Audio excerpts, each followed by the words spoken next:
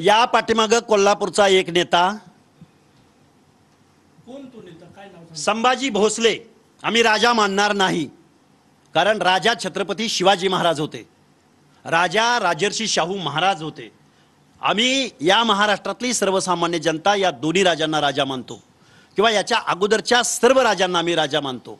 परंतु महाराष्ट्रातल्या ओबीसीच्या एका मेंढपाळाच्या सर्वसामान्य कुटुंबातल्या पोरावरती भ्याड हल्ला करायला लावणारा हा राजा असू कसा शकतो?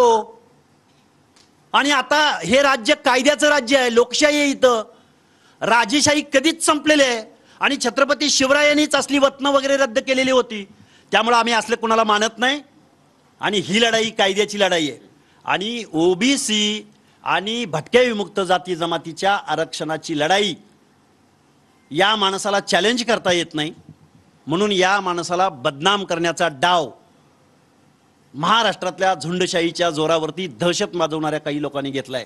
अरे लक्ष्मण हाके सोडा, तुम्ही माझ्यावरती दारू प्याल्याचा आरोप केलात, तुम्ही छत्रपती शिवरायांच्या प्रतिमेसमोर बसून या महाराष्ट्रामधल्या वयोवृद्ध नेत्याला अर्वाच्य भाषेत शिवीगाळ करता.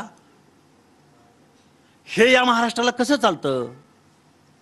त्यामुळं लक्ष्मण हाके हा कार्यकर्ता संविधानाची भाषा बोलणारा कार्यकर्ता आहे आणि ओबीसीची चळवळ कुठेही थांबवणारा कार्यकर्ता नाही.